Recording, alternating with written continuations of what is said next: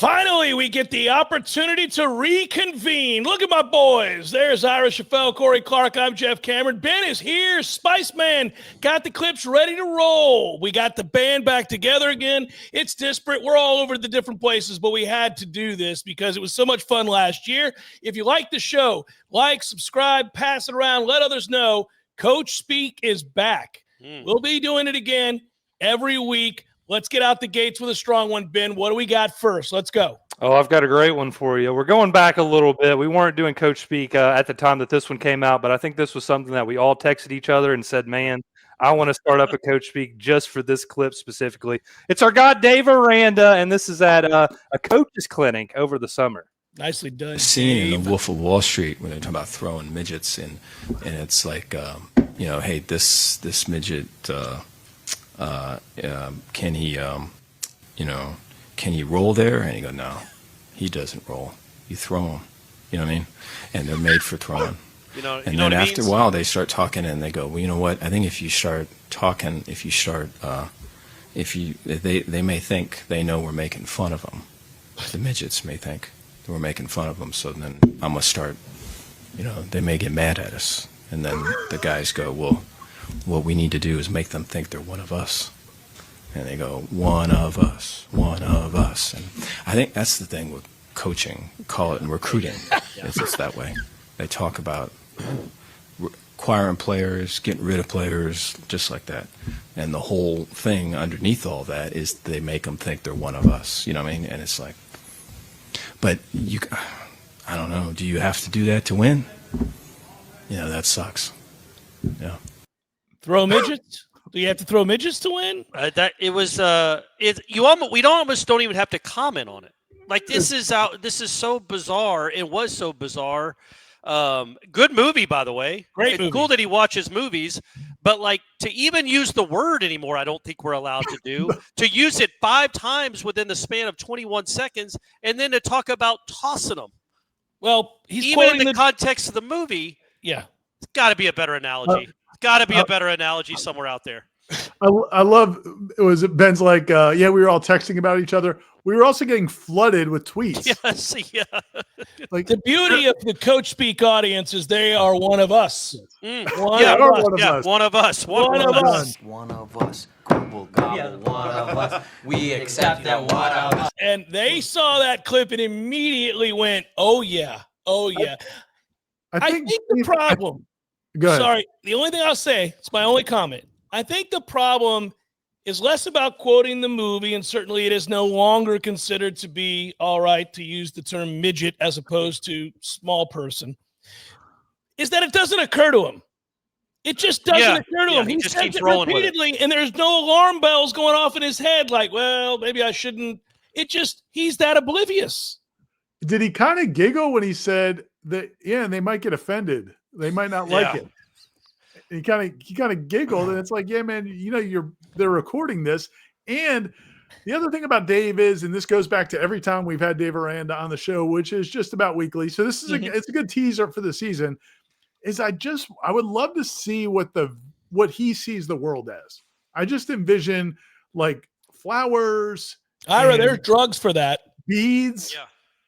Like I think he sees it through like a 70s Cheech and Chong movie. That's how he sees the world. Jeff, real quick, in 10 seconds, do your impression of the Baylor athletic director watching that clip. I can't. I don't. There is no just. Hey, he's kept him around after losing seasons. I know. In spite of this. But then that happens after a losing season. You have to be like. I think it was just. God, we just love David. He's one of one. He is one of one. He is a unicorn. Stay golden, Dave. Stay golden. What do we got, Ben? Hey, speaking of our Twitter users, Twitter fans, I got to give a shout out to Twitter user Prime Discussion. He submitted this one. I'm sure others out there did as well. But Alabama coach Kalen Deboer, he was asked about his comments he made of his team's practice performance he made ahead of the game against Florida State, which did not go well for Alabama, by the way. the great week before the game. Just how much do you self-scout the preparation before games, and are there times as a coach where maybe you notice during the week that things might not be going the way that you want them to? You said, what do you mean, great week? A great week. You said a great week of preparation. For this week, you're saying, or are you referring to last going week? up to Florida State before that game.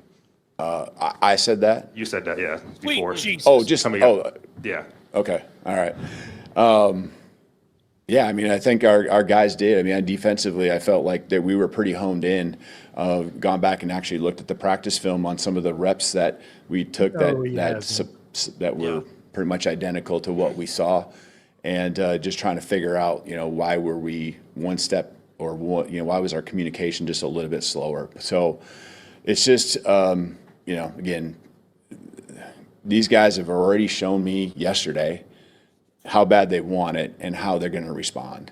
And so, I really feel like the tone in the locker room after the game, at least from my standpoint, and how I can address the team is completely different than it was a year ago. And so, we don't need to speak in those terms, but it feels different. There's more of a, like, just flat out upset. I can use a lot of different words to explain it, but this, really upset about how it went. These aren't learning moments anymore. This is us and our program, and getting real. Again, we understand the situation we've put ourselves in, and that we're in. But it is a long season, and let's take care of business this week, and then that's going to set up the next week, and then we'll worry about that. That's been our philosophy all along, but we really got to live it now. He's in trouble, guys. That I feel like Alabama fans are just embodied that, like with confidence after hearing that. Emboldened. Yeah, they are emboldened. Yeah, you're not embodied.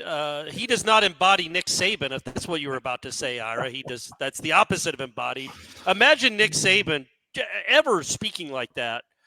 It's just tough, man. It's a tough guy to follow, especially when you're that dude. Like Kalen Deboer might be a great coach, and might be a great man, a nice man. But holy moly, that's not going to instill you with a lot of confidence. The whole thing at the beginning, what was he trying to do? It's a straightforward question. You said heading into Tallahassee, you had a great week. I said that last week?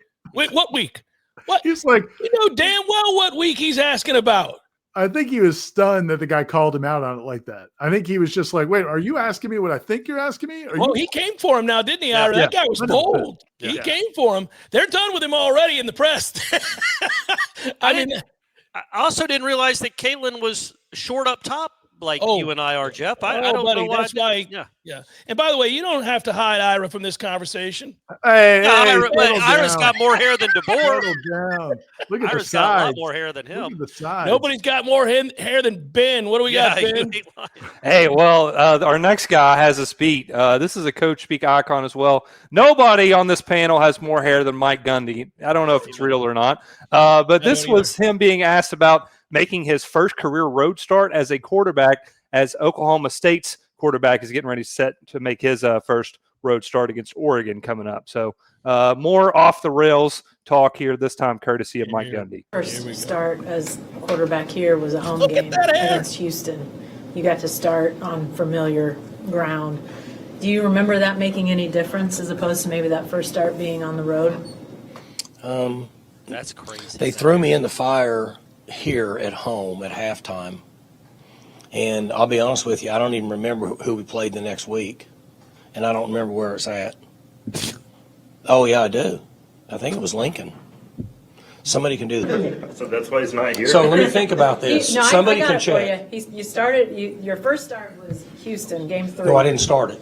No, you didn't. Halftime. Okay, They put me in at halftime because I didn't even have pads. Okay. Now I think the next week I went on the road Thursday night in Lincoln. Well, the next week you guys played Illinois State after the Houston game. Okay, so see, that's what I can't remember that. But I know it wasn't long because of what you asked me. I think I played on the road Thursday night in Lincoln because it was 15 degrees and sleeting. Is that on the schedule? You lost 30-10. Yeah. He didn't ask what the score so was. that one I thought, I don't even remember the Illinois State, but I remember that one because it was sleeting. And we came out of the locker room, and you know the movie Christmas Story? You ever watch that? Yeah. Where the kid goes down the Well, that's how I came out. And when we broke the huddle, like Nebraska's defensive line. Mike's over there. Oh, no. And I thought, this is not good. But I do remember that. So, all right, go ahead. I'm surprised she didn't correct him again and go, actually, it was 87 degrees. Yeah, It was a beautiful night. It was Are balmy you sure 65, yeah. He's the only person, like it would almost be a national story if anybody else behaved like him. But he's just, again, he's like Aranda. He's one of one. Like you expect Gundy to be like that. He's a crazy person. He's like from a beer commercial. And he just lives his life like he's in a beer commercial. Yeah. And his relationship with their press corps is unlike any other. You know, like in the middle of nowhere, Ira. It is, but it's unbelievable. Like it feels like they're all just sitting in his office, like drinking cold ones. I mean, and it's like that every single time. It's the same people. They've been covering him forever. He doesn't care. I mean, the clips were half the time he's not at the podium. Rarely is he ever at the podium, but he was tonight. I almost wanted to cover Oklahoma State just to sit in that room with Mike Gundy. They're in Stillwater, and there ain't anything in Stillwater. And those boys are sitting around with some cold ones, yucking it up about 87 and that time in 91. And, like, you know, I mean, if they ever have to come down on him hard, and they should have last year because they were awful, but, like, what are they going to do? You know that's going to be the saddest moment of the world for that press corps. He's there for key. He's there until he wants to be there, right? Like he's part of the fabric now. He's one of us. Like he is one of us. Yeah, you can roll him and throw him wherever you want. And he snaps his hair on. I do like that he takes his shirt off, almost off, but that he goes out of the frame. He takes 2 steps away from the podium as he's talking, as if he doesn't understand how microphones work, which is just awesome because he's completely himself. And he punched a cow after drinking on his farm at some point, and it said that last year when we were doing this, which is he's lived a life, man. He has lived a life. I don't think he said he punched the cow. I think we connected some dots. Well, and then he slipped or something. He hurt himself trying to swing at a cow or something. It was something awful. Ben, what do we got? He's going to be on Coach Speak Watch every week for sure, especially if the season goes like it did last year for Oklahoma State. We might have a coach speak first here. So we've got one coach making a comment and then another coach responding to said comment. This is Dabo talking about the LSU game. He says it's finals on the first day of class and says that neither team played well. So we'll start here with Dabo, and then we'll see what Brian Kelly has to say about that. 2 red asses. Make the first tackle. I mean, Wade's got the guy. He's got, I mean, I don't even know how his knee didn't go down, but he, you know, without that run, I mean, like I said, the last 58 minutes is 2.8. And that is a physical group. It's a very smart quarterback, and that is a back. So they're going to be a problem. And they got some explosive dudes, and it was a hell of a game. It was a hell of a game. Down to the last play. Right out of the gate. It's like getting the final exam day 1 of class. They made a 65, we made a 58. It was a great analogy right until Neither one of us were great. He has a history of this, boys. It was a great analogy right until he graded himself and graded LSU. Because it is like it's one of your toughest games of the year right out of the gate. Lest we forget when Florida State housed Clemson. He said afterwards if they played 10 times, they would have won 5. And Florida State would have won 5. In no world did those 2 teams, had they played 10 times, would that have gone 5-5. Not that year that he said it. And he has a history of down. It's funny. It's the sneak diss. It's a sneak diss, and he loves to sneak diss. He'll try to give credit to the opponent while belittling said opponent's performance. He does it all the time. I also like that, man. It's got to be a good feeling to have been so successful at a school and so untouchable that you can be that carefree after you just lost yet another big game against a non-conference opponent. Because like that's just what he does, at least in recent years. But there's not a care in the world. Like most coaches would be a little bit defensive, a little bit frustrated, a little bit. He's just, man, it's just a walk in the park because he is solid gold there. Don't you think part of that, though, Ira, not to get too serious on Coach Speak, is that the new era of college football is he knows they're okay if they That's just fair. take care of business. You know what I mean? Like, this is not the end of the world like it would have been 10 years ago. You can lose to LSU. And they won the conference a year ago and made the play. That's what he's thinking. He's like, well, now I just got to get in the playoff. The playoff allows people like Franklin and everybody else to just, hey, I made the playoff. Yeah, and he, Clemson might be awesome. LSU might be awesome. Like, we don't know. That was a tough. I just don't grade LSU. Don't throw out LSU's grade. Don't throw a grade at the other team that just. Speaking of which, let's hear Brian Kelly. Brian Kelly felt the same way, Corey. Yeah. Dominated him in the second half. So he's either a really good grader for giving himself a 58, or he's a really hard grader on us, or he didn't see the second half. Which that might be the case. He might not have wanted to see the second half. Oh boy. Yes. Love it. Yeah. He went on to say, for those that don't know, we dominated them in the second half. We dominated them. So he didn't just stop at he didn't want to see the second half. He went on to let everybody know we dominated Clemson. Brian Kelly's feeling good. Yeah. Was there bad blood between them from before? That I'm aware of. No, I don't think so. That was what Dabo did was not outrageous. I didn't think it was like, and Brian Kelly went hard. I think he didn't. I think he doesn't appreciate, because Brian Kelly can never get a win to start the year at LSU. He finally goes on the road and gets one against a good team. He's like, "You're out here giving us a 65. You go to hell with that nonsense." I guess you didn't watch the second half. Here's my theory. I don't blame you if you didn't. Here's my theory: is I think Dabo was like negging, like just being kind. He was trying to be tongue in cheek a little bit, and he screwed it up. Brian Kelly tried to follow suit. But Brian Kelly has no even semblance of a personality or a sense of humor. It doesn't know how to poke fun in a way that sounds like it's fun. Imagine Brian Kelly telling anyone a joke. You would think he's yelling at you. There is a chance he's trying to match Dabo with his own Brian Kelly sense of humor. But since he doesn't have one, it comes across as like he's irate, because he's always irate. No, that's possible. He did the one time he had the quote about I would execute my team or whatever. Yeah, he screwed it up so bad that people are like, he wants to kill his football team. And the time he tried to show real personality, he said, "Is this the Alabama Slammer?"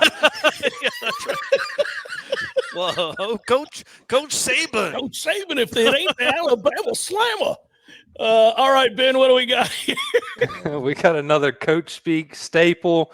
Our guy Kenny Dillingham talking about the troubles of travel plans taking on Mississippi State. Oh, interesting is now that we play in a lot smaller towns, we play further away from stadiums, our road games. So we stay about an hour and 15 minutes away from the stadium this week, because that's the nearest hotel that's not a casino to stay at. No, it's the truth. That's some teams stay at the casino. That wasn't even a joke. But it's just the nearest hotel. And then you talk, some guys are finicky eaters. So it's like some guys at these hotels, they don't like the food. It's not good. So now we get like sandwiches on the side. Texas Tech, we played last year, and our guys got sick the day of the game. We had about 10 guys that stomachs, they're getting IVs because their stomachs were sick from the food. I've never even said that, but it's just you're learning and growing along the way. So now it's like, okay, we need the food we get, and then if a player who's a finicky eater, we also need like a sub sandwich or a hamburger or something that they're comfortable with, because you're gone, the pregame meal and then the night meal if they don't go that amount of time with a good meal. So that's something that I learned, when you're going to like Seattle, right? The food, their food's unbelievable, but some of the smaller towns, it's harder to, feed 160 guys. So we're just trying to adapt. Say what you want to say, Kenny. Things you don't think about. Kenny's like, I want to go to LA twice a year. Yeah. In Seattle. I want 4-star steakhouses. I don't want to be going to Lubbock and Starkville. That's my favorite part. It's no sneak diss with him. He's like, when you're going to these shit-kicking towns out in the middle of nowhere, well, what do you expect? You're going to get sick. You're going to eat some rancid meat, because that's how they live. That's how they live in those towns. They don't have refrigerators in Lubbock. I don't know if you did. I don't know if you do that. It's not a joke. It's not a joke. It's not a joke. Yeah, they haven't. Air conditioning hasn't come to refrigerant hasn't come to Starkville. It is funny though. Like it's got to be the biggest hotels in Mississippi are the casinos. Oh, I'm right? sure. With the Biloxi and Gulfport, they have to be. So it's either Red Roof Inns or casinos. Yeah. That's good. Funny. You don't think about that, but that they have to stay an hour and a half away just to have a hotel. Guys, I don't know if you know it. We're going to Mississippi this weekend. So, Starkville, guys. Starkville. Little dicey, Mississippi, guys. Maybe I'm just that whole Pac-12 thing wasn't that bad. Is all I'm saying. Who's next, Ben?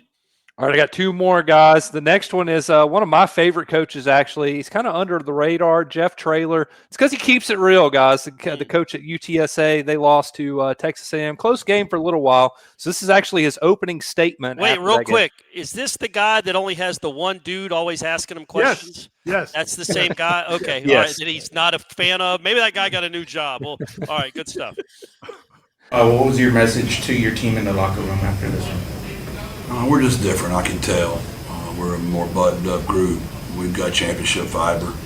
We're about the right stuff. To have no pre-snap penalties at all on offense in that environment is remarkable. We had one on our punt team. We had a holding penalty on Devin McEwen. Really great block up there. And we had a couple more that, were just in the part of the game. No turnovers. Really played hard. The punt, we shanked that punt. We hit it to the wrong part of the field, and the kid bounced back. Kale punted his tail off the rest of the game. And I've told him a million times when he punts it where he's not supposed to, he better tackle him. And he didn't, and that killed us. The missed field goal, a 43-yarder into that, wind. Might have been a little much to ask there. Regret trying to take the shot on 3rd and 6. I should have run the ball there. It was a terrible choice by the head coach. Okay, self-reflection. We were really good up front defensively, man. I was proud to see that. We got to get those are really good athletes, and when they got the ball in space, they were hard to get down, and we didn't get them down a couple times. Other than that, we played about as good as we could have, honestly, man, and we just couldn't last with them. He would be tough to be the child of. Oh my! Could you imagine? I was thinking. I was just thinking the whole time. I'm like, man. On the one hand, you know where you stand with Dad at all times. On the other hand, I don't think he can just say something nice without it being followed up with some sort of negative. Like that punter, he tried to build back up and immediately ripped his ass back down. Yeah. And then the kicker is like, 43-yard field goal. That was probably too much to ask for that puny little wimp with no leg. I got out here kicking. It's like he tells his son, it's like, son, I'm not even disappointed anymore. I just know what you are. You got your mama's genes. And Why'd I ask you to do it? You can't do it. Your soft ass. You think he's got a little Stone Cold vibe to him. Yeah. No, he's the perfect guy for UTSA. Perfect. Yeah. What do you think his beer? I assume we all think he drinks beer. He's drinking beer in his life. American. Oh yeah. What kind? Bud Heavy, maybe. Budweiser's a good choice. Yeah. Coors Banquet's a good choice out of the snub-nosed bottles, those little shorties. So any craft beer? He's probably not a craft beer guy. No, I don't think he's doing craft in his game. He might go for a little Heineken occasionally. When they're at a highfalutin restaurant. They're at a bowl game or something. Yeah, they're at a bowl that in celebratory mode. There's actually, and I didn't see this clip but I was looking for some clips also, and I watched a different press conference. It might have been a different part of that press conference, but at one point he's complaining about a call, and he says he's like basically like, yeah, that was clearly a bad call, and he goes, but he's talking to that reporter, and I think it is the same one, Corey. Right. And he's like, but you go ahead and watch it, and I know with your expertise, you'll be able to deduce whether or not it was the right call. Man, he can't help himself. Like, I think I would have a love-hate thing with that guy. I don't think there's any way around it. He's always digging. It's a weird spot for a personality like that, because you do want to get people excited about your program, because you're UTSA, you're not A&M. You're not Texas. You don't just have a built-in fan base that's going to be in love with your program. So you want to kind of be a little effervescent and lovable and likable. Yeah, and my man is just straight from the 60s. I think he might be a little saltier this year, too, because I think he was trying to get into some bigger jobs this offseason and didn't get them. And so he might be a little like, you know what? F everybody. Yeah. I'm coming. Yeah. You don't know what Especially you're the looking at? punter. You don't know what this is? What do we got, Ben, for the final one? Yeah, we'll definitely be on the lookout for him, see how their season goes, the Roadrunners. I like that. Last but not least, we've got more of a serious one, and this is kind of just for the situation and just because I loved the answer from Coach Jon Sumrall, a little tension maybe, some animosity in the Tulane Northwestern matchup. Who won? Who won the game? Tulane. I wanted them to wear the same exact uniform that team wore 20 years ago. Request got denied. We might have used that for a little bit of motivation to represent the city. So don't disrespect New Orleans ever. With that, open up to questions. Let's go. You mentioned how much that was a motivating factor. I'm imagining that you didn't have to say many words to try to get this team fired up, not only because it was game one, but also because of, like you said, that disrespect. Well, look, this city's gone through a lot. And there's unbelievable spirit here. And the culture of this place is unlike anywhere else in the world. And the resilience, the toughness, the grit, the perseverance that the people of New Orleans and the state of Louisiana went through 20 years ago, and to be back to where we are today. And, it's fitting. Like, I don't know, I think the score today was the same score in the game back versus the Falcons, right? Yeah, like kind of cool. And we talked this week about playing for the city. Like, it's the 20th anniversary. I showed them videos Thursday, videos Friday. I wanted them to have a real appreciation for what this place has been through. Tulane went through a lot. Then the guys on that team, Michael Parrington is with the Saints, came and talked to our team this summer. Him and Kellen came over and spent a little time with us. And Michael talked about his experience to our team this summer about, they went to, I think, Shreveport and Dallas and back to Shreveport or wherever, and they played the first game against Mississippi. What did Northwestern not do? They were trying to wear the same jersey that they wore in 2005, I guess their first game back, and I guess they would have had to wear a certain color, and Northwestern didn't want them to do it. The game was at Northwestern? Or was at Tulane. Oh, okay, gotcha. Yeah. Gotcha. Okay, sorry, go ahead. We stayed in Shreveport. And they wore all white with green helmets with no decal. So we wore green helmets with no decal. We didn't get to wear all white today because the other school didn't want us to. Well, they got to wear all white and they took the loss. So nice. They want to do it that way. They can do it that way. But I'm not trying to be a jerk, but I got a lot of pride in this place and love this place, love the city, and don't disrespect the city. Nicely done. I like that guy. I've always liked that guy. We've had him on before, I think. He's fiery, and he looked crazy when he was drinking the water. I was like, oh, it's coming. He's about to say something here. He's had about enough. He's been waiting for this. By the way, so Corey, Tulane stomped Northwestern in this game, too. Let's go. You love that. Yeah, just like the Saints did the Falcons way back when. And but shout out, I'm not sure, maybe the reporter knew about it ahead of time, but I doubt the reporter's first question was going to be about the disrespect until Sumrall said it. Like, I don't know, was it a known thing until he got to the podium after the game that they had disrespected him like that? Well, I'm sure in that area for people who cover the team, they knew about it. But I don't know if they knew that it was like, maybe. Yeah, I guess so. But I was like, it was good for him to not just go, because sometimes a reporter has in his head, I'm going to ask him how well the quarterback played. Right. And the coach is going to leave some red meat on the bone like that.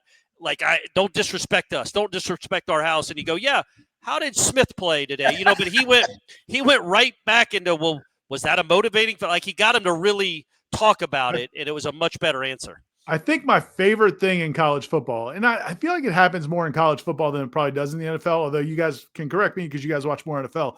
But my favorite thing is when a coach feels disrespected before a game and then wins, and then you get these moments like Fran Brown last year. Oh, yeah.